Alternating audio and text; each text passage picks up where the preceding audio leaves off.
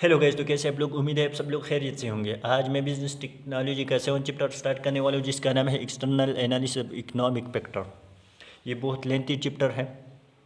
बाकी जो चैप्टर थे वो तो मैंने एक ही लेक्चर में, एक ही वीडियो में कवर की थी, लेकिन ये बहुत ज़्यादा लेंथी चैप्टर है, तो इसको मैं दो ही लेक्चर, दो ही वीडियो में कवर कर दूँगा। आधा चैप्टर इस वीडियो में कवर कर दूँगा और आधा चैप्टर दूसरी वीडियो में कवर कर दूँगा। तो इकनॉमिक फैक्टर में दो चीज़ें आते हैं, एक है माइक्रो इकनॉमिक्स और दूसरा है मैक्रो इकनॉमिक्स। मैक्रो इकनॉमिक्स क्या होते हैं? मैक्रो इकनॉमिक्स, इसमें हम overall country point of view से पढ़ेंगे, ओवरऑल मुल्क की इकानमी को स्टडी करेंगे।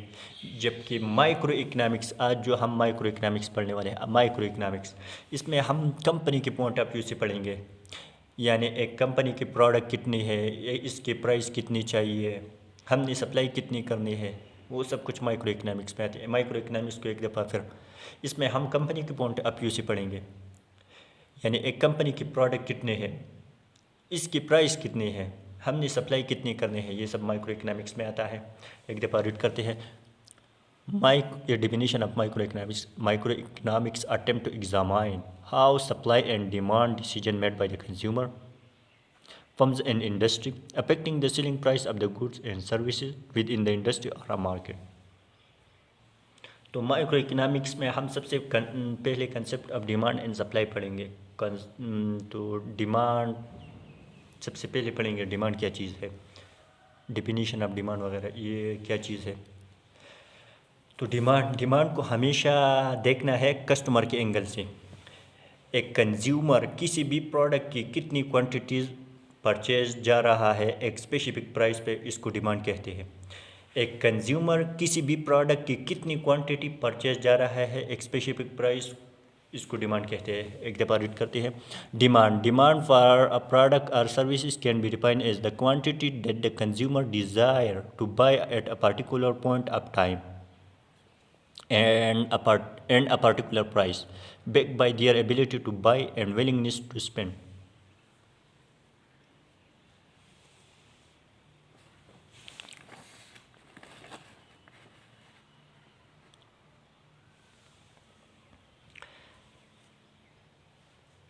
There are several factors that affect the demand of the good or services. कौन से ऐसे फैक्टर हैं जो आपकी डिमांड पे असर डालता है? तो इसमें जो सबसे पहला है वो है price of the good. Price of the good inversely relation with the demand, यानी प्रोडक्ट की प्राइस इंक्रीज देन इसकी डिमांड कम करते हैं, तो इनवर्स रिलेशन है price of the good inverse relation with the demand. दूसरा है income of the consumer. Income of the consumer, income ज़्यादा होंगे तो डिमांड भी ज़्यादा करेंगे, क्योंकि डिमांड को हमेशा कस्टमर के एंगल से देखना है। जब कस्टमर के पास इनकम ज़्यादा होंगे तो डिमांड भी ज़्यादा करेंगे। तो income of the consumer directly relation with the demand. इसमें जो थर्ड है taste and preference. Specific taste की वजह से आप ख़रीदते हो और डिमांड करते हो।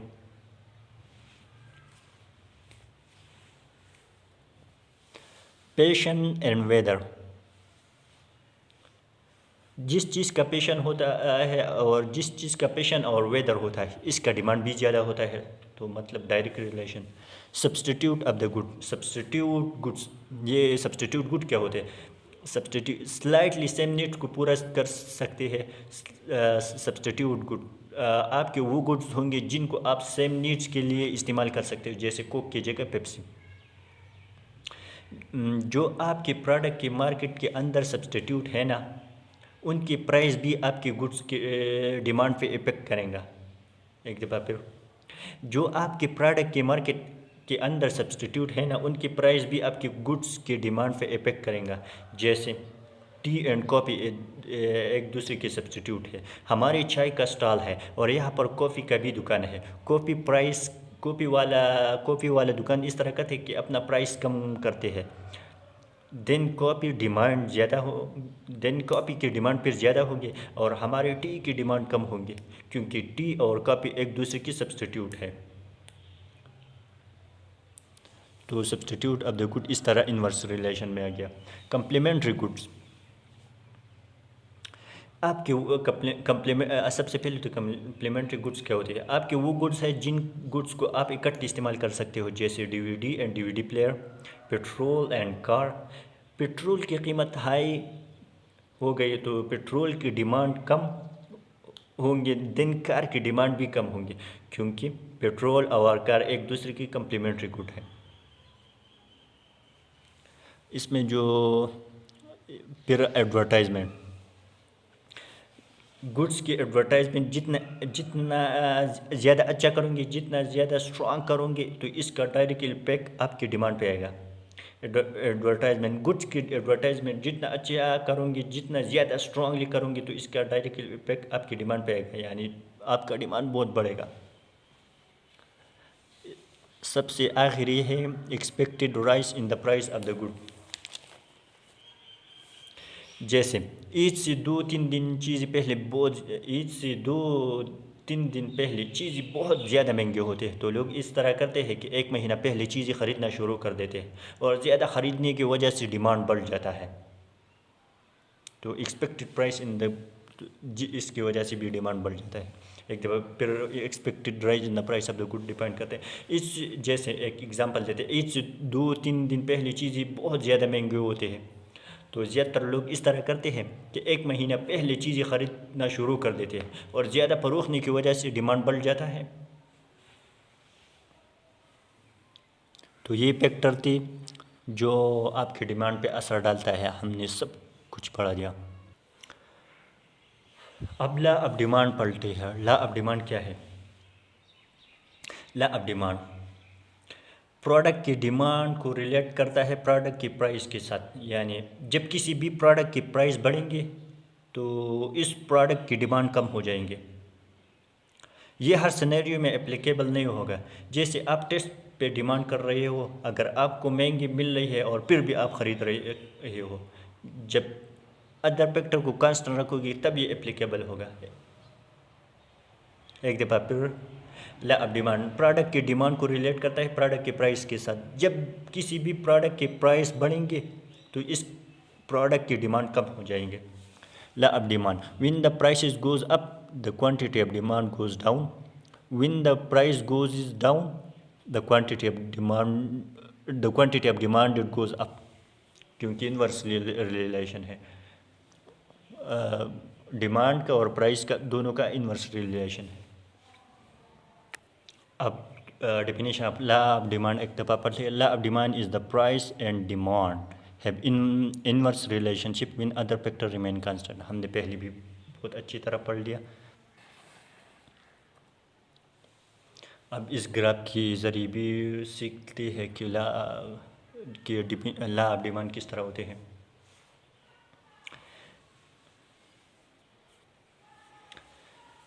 The graph below illustrates how demand of a certain product can be plotted on a graph. जब प्रोडक्ट की प्राइस कम होती है तो डिमांड ज़्यादा होती है।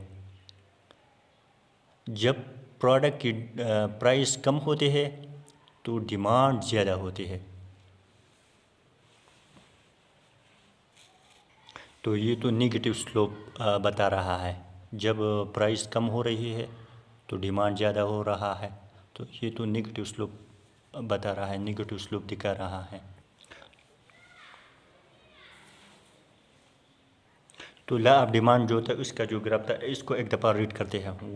वो हम इसको हमने जो देखा था वो जो नेगेटिव स्लोप दिखा रहा था। The slope in the graph shows that the demand curve has a negative slope, downward slope, meaning that the quantity of demanded has in inverse relationship with the price. The higher the price of the product, the lower the quantity of demanded. ये तो हमने graph में बिल्कुल अच्छी तरह देखा था कि किस तरह हुआ, कि किस तरह हुआ था।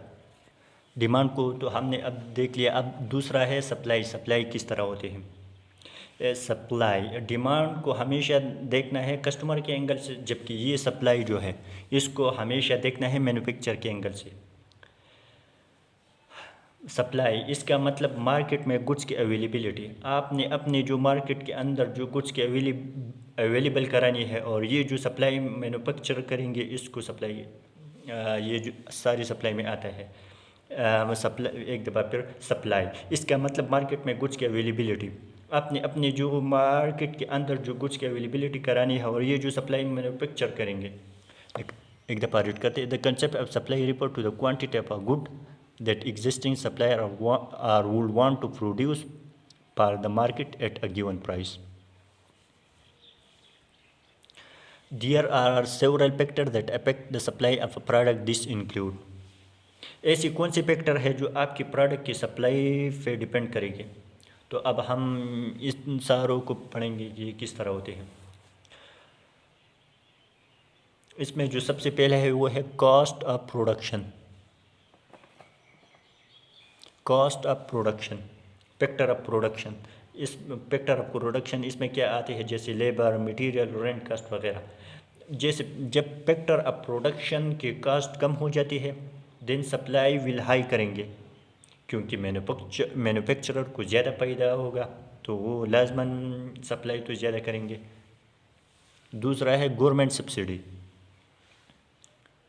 हमें गवर्नमेंट जो फैसिलिटीज़ देती है, जैसे टैक्स रिड्यूस करना, अगर सब्सिडी मिल जाती है तो सप्लाई विल बी मोर, क्योंकि मैन्युफैक्चर को ज़्यादा फ़ायदा मिल रहा है। और सप्लाई को हम मैन्युफैक्चर के एंगल से देखेंगे तो एक दफ़ा ये भी रीड करते हैं। Government of subsidy, for example of subsidy, when a government gives a money to a farmer to a plant at a specific farm crop, this is an example of subsidy. When you are given a partial scholarship to college, this is an example of subsidy. Number third पर है price of substitute and complementary. Price of substitute की वजह से demand कम हो जाती है तो supply भी कम हो जाएंगे, क्योंकि वो लोग डिमांड कम कर रहे हैं तो आप सप्लाई भी कम कर देंगे। नंबर चौथा है एक्सपेक्टेशन ऑफ प्राइस चेंजेस। लोगों की डिमांड बढ़ जाती है, एक्सपेक्टेशन ऑफ प्राइसेस की वजह से लोगों की डिमांड बढ़ जाती है तो मार्केट में सप्लाई भी बढ़ जाएंगे। फिर चेंज इन टेक्नोलॉजी, वक्त के साथ साथ अपने टेक्नोलॉजी में इम्प्रूवमेंट लेके आ रही हो। पहले आप प्रोडक्ट मैनुअल बनाते थे, अब इसको मशीन से बनाना शुरू कर दिया, देन सप्लाई विल इंक्रीज,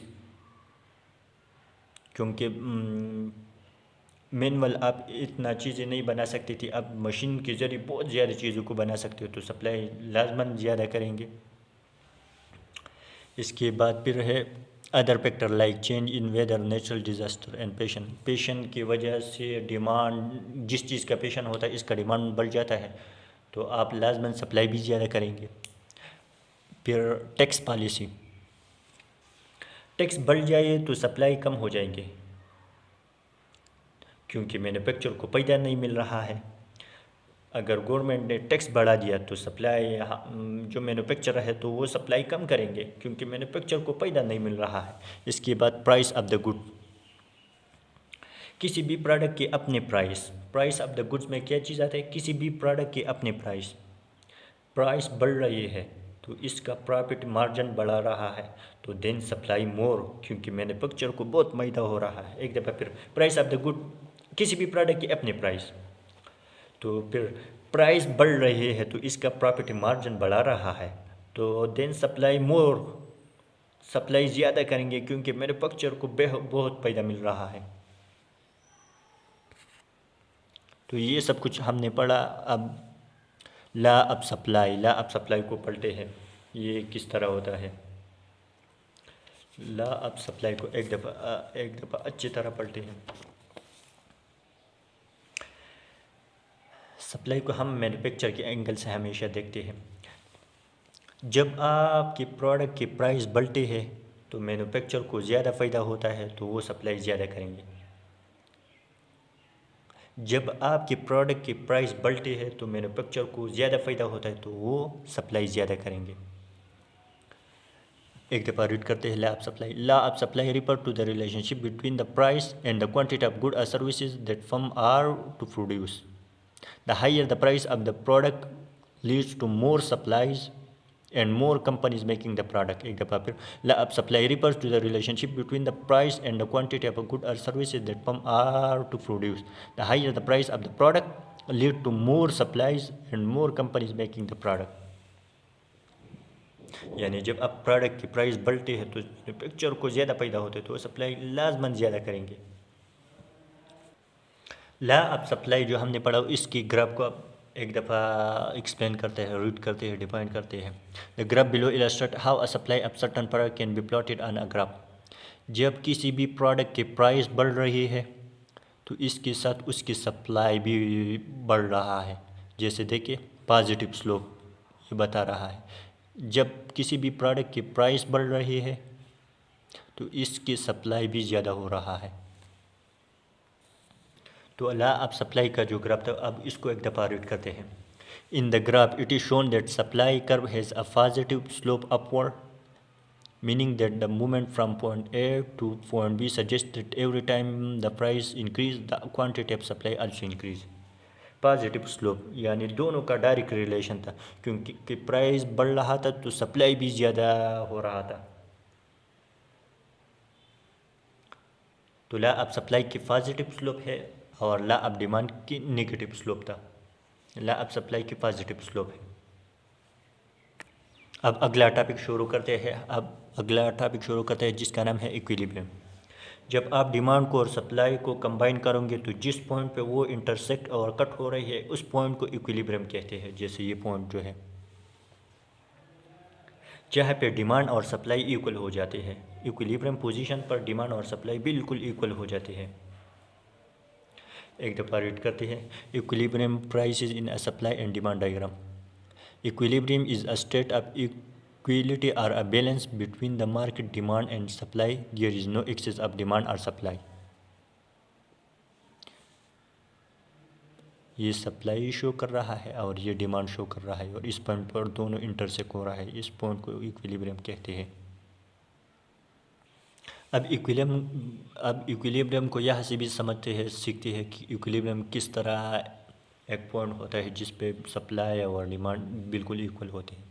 जैसे प्राइस बढ़ती है तो डिमांड कम हो जाती है, प्राइस बढ़ते है तो डिमांड कम हो जाती है, प्राइस बढ़ती है तो डिमांड कम हो जाती है, जबकि सप्लाई ज़्यादा हो जाती है। जब प्राइस वन था, प्राइस बढ़ती है तो डिमांड कम हो जाती है जबकि सप्लाई ज़्यादा हो जाती है। ये हमने दो ऊपर वाली लेस भी पढ़ा, लेकिन फिर भी एक पॉइंट पे ये सब इक्वल हो जाते हैं। इस पॉइंट को इक्विलिब्रियम कहते हैं। इस पॉइंट पे ये सब इक्वल हो जाते हैं। जब प्राइस वन था तो डिमांड 5 था यानी ज़्यादा था और सप्लाई बहुत ज़्यादा कम था, 1 था। जब प्राइस बढ़ गया तो डिमांड कम हो गया, 5 से 4 हो गया, जबकि सप्लाई 1 से 2 हो गया यानी ज़्यादा हो गया। जब प्राइस बढ़ते हैं तो डिमांड कम हो जाती है जबकि सप्लाई बढ़ते है। और जब ये प्राइस 2 से 3 हो गया तो डिमांड 4 से 3 हो गया जबकि सप्लाई 2 से 3 हो गया। ये इस तरह पॉइंट है जहाँ पे सप्लाई और डिमांड बिल्कुल इक्वल हो जाती है, तो इस पॉइंट को इक्विलिब्रियम कहते हैं।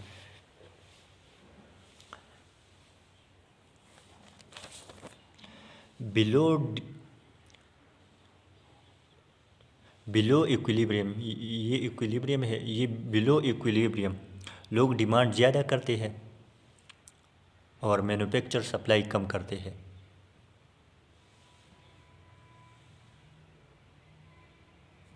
अब अगला टॉपिक पढ़ते हैं, shift in the demand curve and supply curve. हम इसमें सबसे पहले मूवमेंट पढ़ते हैं। मूवमेंट क्या है?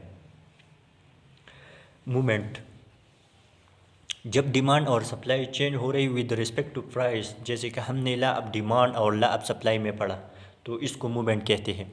एक दफ़ा रीड करते हैं। Movement refer to a change along a curve on the demand curve and supply curve. A movement denotes the change in both price and the quantity demanded and supplied from one point to another on the curve। जबकि दूसरा क्या है? Shift. Shift क्या चीज़ है? Demand और supply change हो रही है with respect to other factor. इसमें अदर फैक्टर की वजह से, प्राइस की वजह से नहीं, प्राइस के अलावा इसमें प्राइस कांस्टेंट होता है। जैसे राइज इन इनकम तो फिर डिमांड भी बढ़ जाती है। चेंज इन टेक्नोलॉजी की वजह से सप्लाई ज़्यादा करेंगे तो ये तो प्राइस की वजह से नहीं था, लेकिन इनकम की वजह से था और दूसरा टेक्नोलॉजी की वजह से। तो एक दफ़ा रीड करते हैं, शिफ्ट इन द डिमांड और supply curve occur when a goods quantity demanded or supplied change even through the price remain the same. Shift in the demand curve, वैसे शिफ्ट का मतलब होता है डिमांड और सप्लाई चेंज हो रही हो with respect to other factor, price के अलावा अदर फैक्टर की वजह से अगर डिमांड और सप्लाई चेंज हो रही हो तो इसको शिफ्ट कहेंगे। जैसे राइज इन द इनकम, अगर हमारी इनकम बढ़ जाए, राइज इन द इनकम आ जाए, हमारी इनकम बढ़ जाए तो हम फिर डिमांड भी ज़्यादा करेंगे, तो फिर हमारा डिमांड भी बढ़ जाता है। अ चेंज इन टेक्नोलॉजी की वजह से सप्लाई ज़्यादा करेंगे। लेकिन यहाँ पर शिफ्ट तो है, लेकिन shift in the demand curve, when there is a change in the condition of demand the quantity demanded will change even if the price remain constant.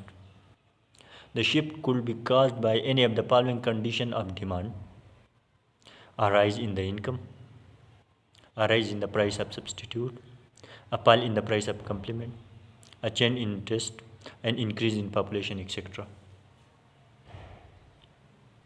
A shift in the demand curve को एक diagram से समझ लेते हैं कि ये किस तरह होता है। A shift in the demand curve, इसको हम ये ग्राफ से समझ लेते हैं ये किस तरह होता है।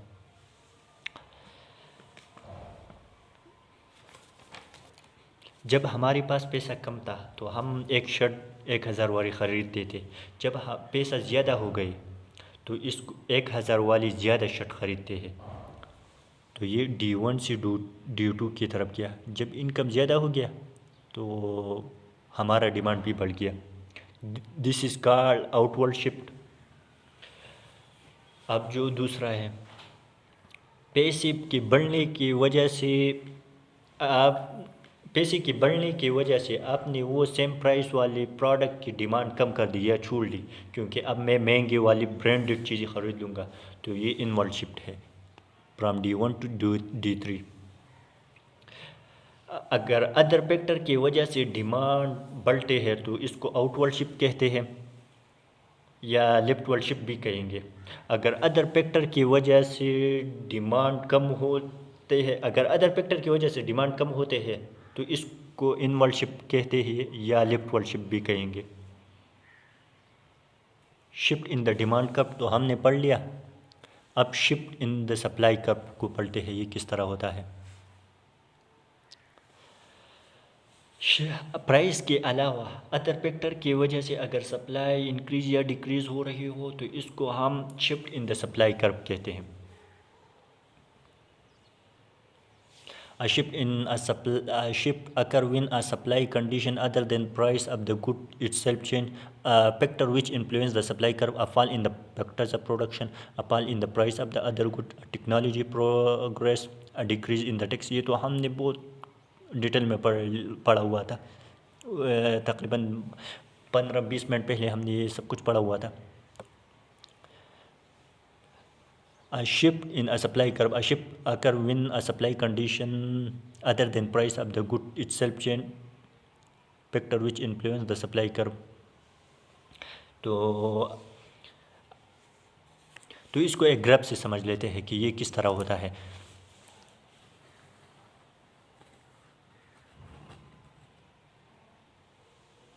ये एक ग्राफ है।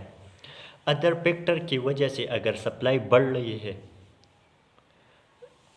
जैसे AS1 to AS3, other factor की वजह से अगर सप्लाई बढ़ रही है जैसे AS1 टू AS3, तो इसको आउटवर्ड शिफ्ट कहेंगे। अदर फैक्टर की वजह से अगर सप्लाई कम हो रही है AS1 टू AS2, तो इसको हम इनवर्ड शिफ्ट कहेंगे। एक दफ़ा फिर, अदर फैक्टर की वजह से अगर सप्लाई बढ़ रही है तो इसको हम आउटवर्ड शिफ्ट कहेंगे, जैसे AS1 to AS3। Other factor की वजह से अगर सप्लाई कम हो रही है तो इसको हम इनवर्ड शिफ्ट कहेंगे, AS1 टू AS2। अब एक प्रैक्टिस क्वेश्चन करते हैं। हमने जो कुछ पढ़ा इस पर एक प्रैक्टिस क्वेश्चन है।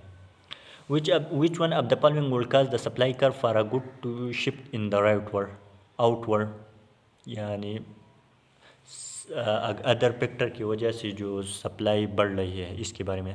अब fall in the price of the good, ये तो मूवमेंट है क्योंकि प्राइस के बारे में बता रहा है। And increase in the demand for the supply of good, ये तो डिमांड की बात करें। ये a fall in the production cost of the good, जब फैक्टर ऑफ प्रोडक्शन के कास्ट कम हो जाती है, जैसे मटेरियल, लेबर वगैरह, रेंट वगैरह की प्राइस कम हो जाती है, तो सप्लायर को ज़्यादा पैदा होता है तो वो सप्लाई ज़्यादा करता है, तो ये आउटवर्डशिप में आता है, fall in the production cost of the good. अब अगला प्रैक्टिस क्वेश्चन करते हैं। The demand curve for a product will shift to the left when there is a rise in the household income, जब income बढ़ जाते तो हमारा demand भी बढ़ जाता है, तो ये राइटवर्ड शिफ्ट है। And increase in the product desirability from the point of view of the patient, जब किसी चीज़ का पेशेंट आ जाता है तो इसका डिमांड बढ़ जाता है, तो ये भी राइटवर्ड शिफ्ट में आता है। Fall in the price of substitute, जब सब्सटीट्यूट का प्राइस कम हो जाते हैं तो हम वो दूसरा जिस चीज़ का प्राइस कम हुआ है वो ख़रीद लेंगे, तो ये इनवर्ड है, लेफ्ट वर्ड या इनवर्ड शिफ्ट है। Fall in the price of complement, जब कम्प्लीमेंट का प्राइस कम हो जाते तो हमारा डिमांड बढ़ जाता है, तो ये तो राइट वर्ड शिफ्ट में आता है। अब अगला टॉपिक स्टार्ट करते हैं। अब अगला टॉपिक जो है वो बहुत ज़्यादा इम्पोर्टेंट है, और अब वो स्टार्ट करने वाले हैं इलास्टिसिटी ऑफ डिमांड। हमने डिमांड की फ्लेक्सिबिलिटी देखते हैं कि डिमांड में कितनी फ्लेक्सिबिलिटी है। Definition: demand elasticity is a term used to describe the degree of responsiveness of quantity demanded of a good or services to change in any of the determinant of demand. Example: demand elasticity is a term used to describe the degree of responsiveness of quantity demanded of good services to change in any of the determinant of the demand. Elasticity of a demand can be measured using the three determining factor. हमने demand की flexibility देखनी है, demand की elasticity देखनी है, तो हमने इन तीन चीज़ों से इसकी फ्लेक्सिबिलिटी कंपेयर करना है। डिमांड की इलास्टिसिटी को अगर देखना है तो हम इन तीन चीज़ों से इसकी फ्लेक्सिबिलिटी कंपेयर करते हैं, जैसे price elasticity of demand, income elasticity of demand, cross elasticity of demand. अब इस पर इसको अलग-अलग अच्छी तरह डिस्कस करते हैं और ये बहुत ज़्यादा लेंथी है। अब एक एक को अलग डिस्कस करते हैं कि ये किस तरह होते हैं। अब फ्लेक्सिबिलिटी ऑफ डिमांड में जो सबसे पहला आता है फ्लेक्सिबिलिटी या इलास्टिसिटी ऑफ डिमांड में जो सबसे पहला आता है वो है price elasticity of demand. Price यानी प्राइस के चेंज होने से डिमांड चेंज होती है, लेकिन अब हम देखते हैं कि कितने परसेंट यानी कम या ज़्यादा चेंज होती है। डिमांड के फ्लेक्सिबिलिटी को देखेंगे विद रिस्पेक्ट टू प्राइस। एक दफ़ा रिपीट करते हैं। Price elasticity of a demand is the measure to the extent of change in the market demand for a good in response to the change in its price. Price elasticity of demand can be measured. ये आपको अच्छी तरह formula नज़र नहीं आ रहा तो फिर मैंने ये नीचे लिखा हुआ है, percentage of change in quantity demand divide by percentage of change in price. इससे हम कैलकुलेट करते हैं कि ये कितना इलास्टिक है। इस फार्मूले को सॉल्व करने के बाद हम इलास्टिसिटी को कैलकुलेट करेंगे कि वो किस तरह है। इसकी फिर तीन टाइप्स है वो, यानी इलास्टिक है, यूनिट इलास्टिक है, इन इलास्टिक है। फार्मूले को सॉल्व करने के बाद आपको ये बताएंगे कि वो हमने जो फार्मूला लिखा था, इस फार्मूले को सॉल्व करने के बाद आपको ये बताएंगे कि वो इलास्टिक है, इन इलास्टिक है और यूनिट इलास्टिक है। जब आपका आंसर ग्रेटर देन 1 हो तो वो इलास्टिक गुड है, जब आपका आंसर लेस देन 1 हो तो वो इन इलास्टिक है, और जब आपका आंसर इज इक्वल टू 1 हो तो वो यूनिट इलास्टिक है। उस फार्मूले से कैलकुलेट करेंगे।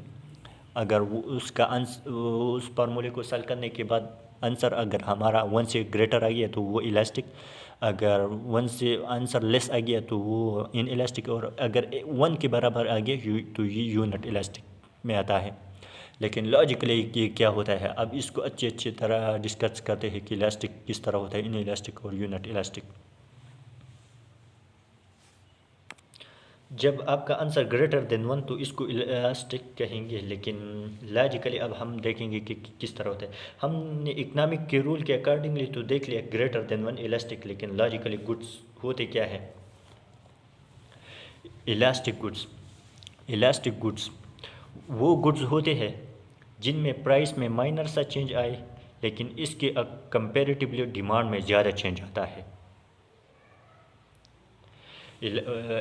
Elastic goods are those goods where there is a minor change in the price lead toward a major change in the demand। जैसे यहाँ पर देखें प्राइस में बहुत कम चेंज आ गया है, जैसे 50 से 60, लेकिन यहाँ पर डिमांड को देखें 50 to 100। तो जैसे प्राइस में बहुत ज़्यादा कम चेंज आ गया लेकिन डिमांड में ज़्यादा चेंज आ गया, तो इसको इलास्टिक गुड्स कहते हैं। फीचर ऑफ इलास्टिक गुड्स तो वो गुड्स था जिनमें प्राइस में माइनर सा चेंज आए, लेकिन इसके कंपेरेटिवली डिमांड में ज़्यादा चेंज आता था, तो वो इलास्टिक गुड था। लेकिन इसकी कुछ फीचर हैं। Goods which are elastic tend to have some or all of the following characteristic. They are luxury goods, example sports car. They are expensive and big % of income, example sports car and holidays। goods with many substitute and very competitive market। अगर किसी भी goods की बहुत ज़्यादा substitute है और बहुत ज़्यादा competitive मार्केट है किसी गुड्स का, तो इसके प्राइस में अगर माइनर सा चेंज भी आएगा तो इसके डिमांड में तो लाजमन ज़्यादा चेंज आएगा, क्योंकि ये प्राइस सेंसिटिव गुड्स होते हैं। क्योंकि फिर अगर एक चीज़ की बहुत ज़्यादा सब्सटीट्यूट है और वो अपना प्राइस चेंज कर देते हैं, बढ़ा देते हैं, तो फ़ौरन लोग दूसरी सब्सटीट्यूट की तरफ बढ़ जाएंगे और उसके जो गुड्स है वो इवापोरेट हो जाएंगे। Goods with many substitute and very competitive market, example if Sainsbury puts up the price of its bread there are many alternative, so people will be price sensitive.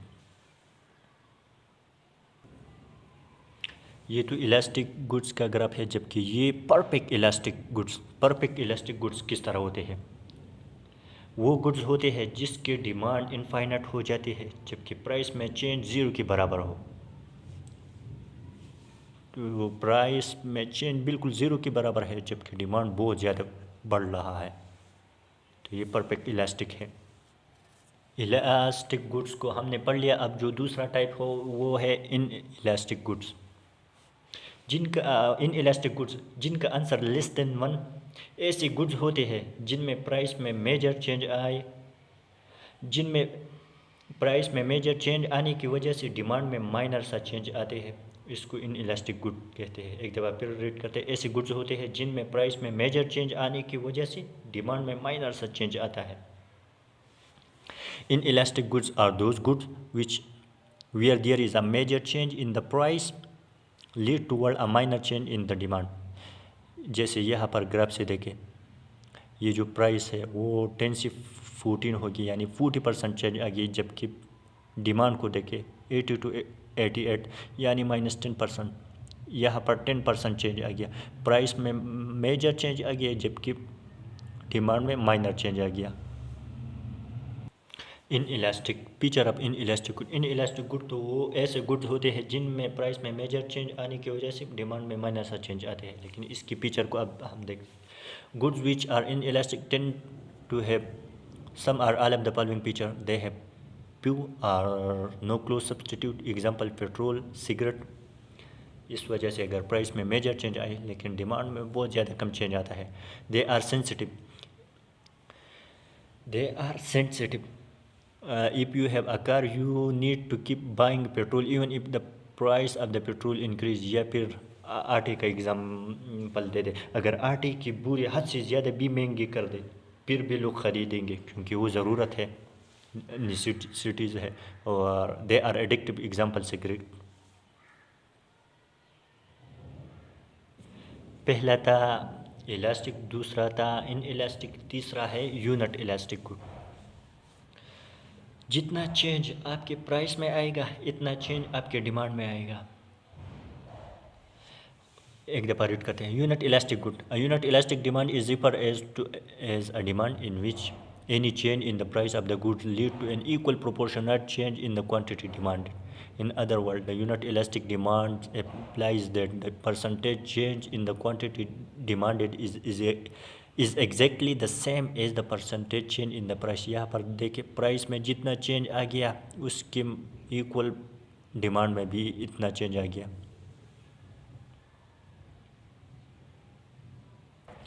Elasticity of demand की तीन types थे। इसमें जो पहला था वो price elasticity of demand, दूसरा है इनकम इलास्टिसिटी ऑफ डिमांड। अब इसको डिटेल में डिस्कस करते हैं। Income elasticity of a demand, income के चेंज होने से डिमांड किस हद तक चेंज होती है। The income elasticity of a demand for a good indicate that the responsiveness of a demand to change in household incomes. When household income rises, people will not only increase their demand for existing good but also start to demand new good which they could not previously afford, such as branded things, branded shoes, branded clothes. Income elasticity of demand can be measure. यहाँ पर formula अच्छी तरह नज़र दिखाई नहीं दे रहा था, अच्छी तरह नज़र दिखाई नहीं दे रहा था, तो फिर यहाँ पर मैंने लिख दिया था income elasticity of demand is equal to percentage of change in quantity demand divided by percentage of change in price.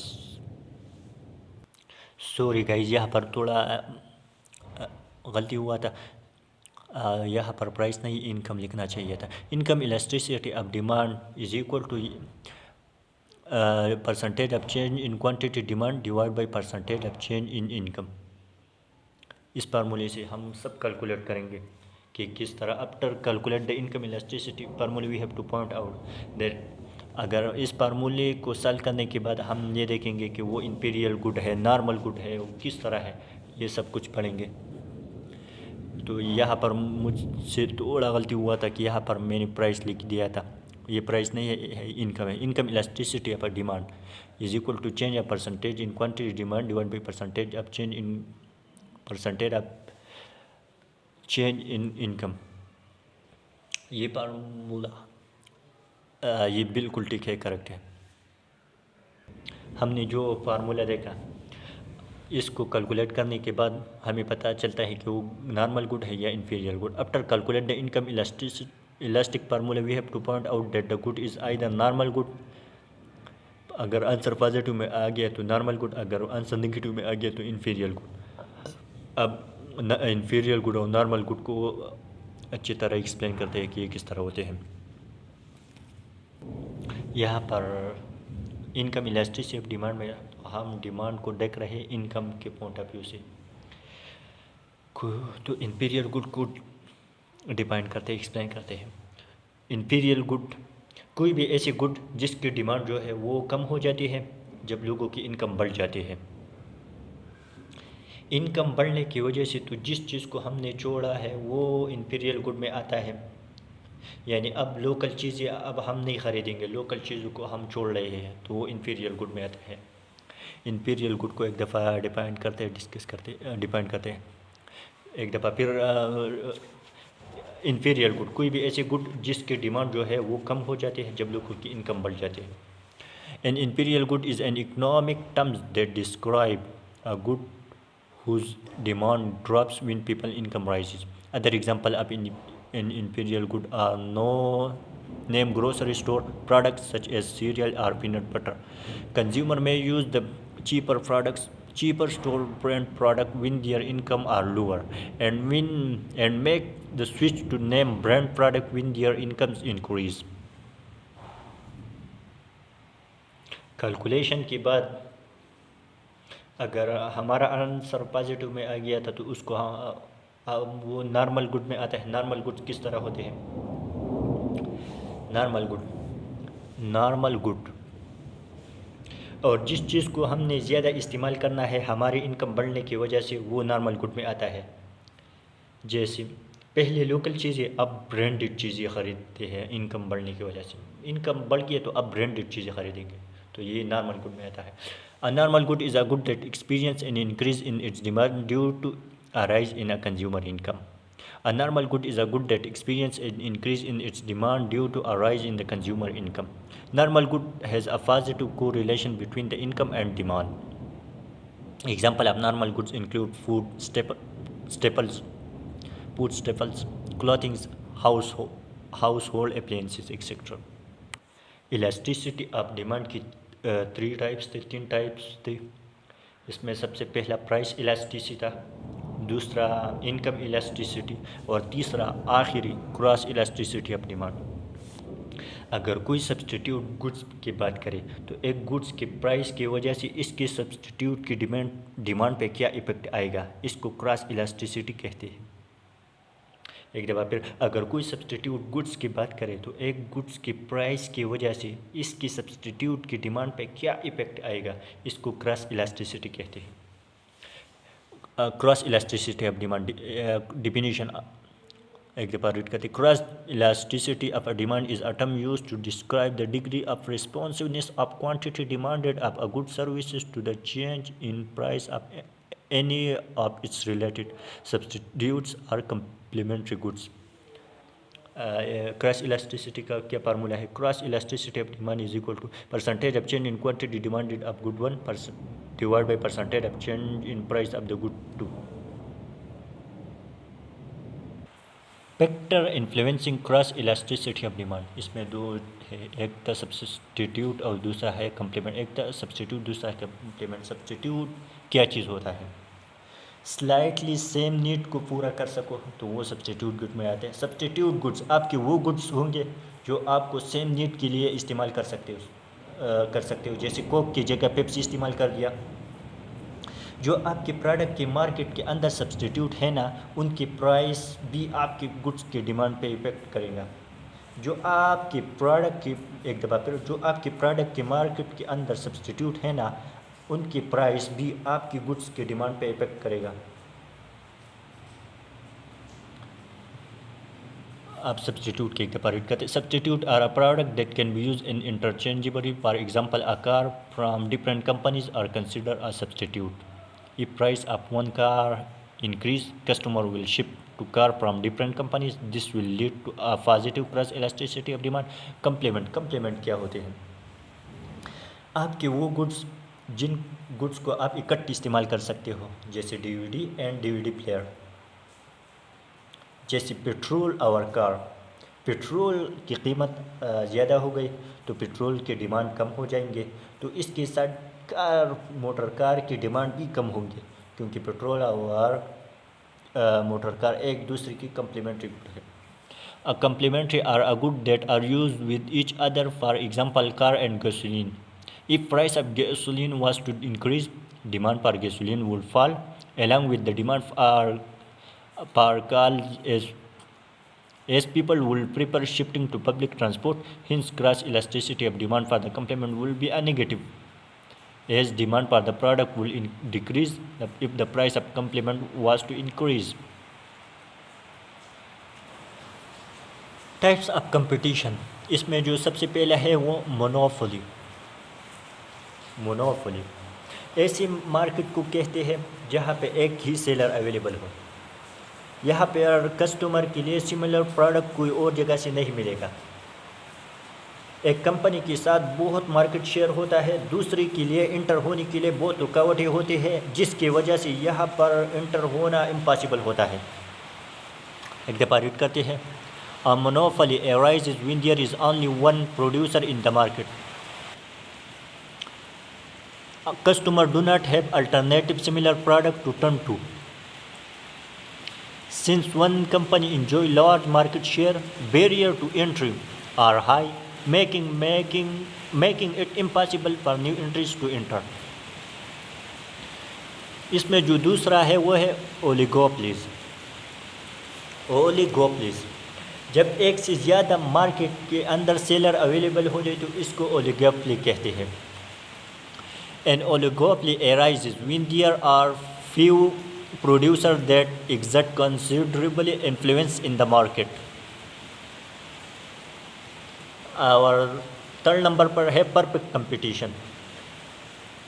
Oligopoly में जब 2 से लेकर 5 तक प्रोड्यूसर सेलर्स अवेलेबल होते हैं, जबकि यहाँ पर 5 से ज़्यादा अगर सेलर अवेलेबल हो जाए तो वो 5 से ज़्यादा सेलर और प्रोड्यूस मार्केट में अवेलेबल हो जाए तो वो ओलिगोपोली से निकलकर परफेक्ट कंपटीशन में आ जाता है। यहाँ पर मार्केट में एंटर होने के लिए कोई रुकावट नहीं होती, परफेक्ट कंपटीशन को कंपेयर करते हैं। There are many times producer homogeneous goods कैसे होते हैं? एक जैसे गुड, जैसे एक कंपनी भी सीमेंट और दूसरी कंपनी भी सीमेंट बेच रही है तो होमोजीनियस गुड में आ गया। There are many time producer homogeneous good or services, there are no barrier to entry to the market, both producer and consumer have perfect knowledge of the market place. और इसके अलावा एक और भी type है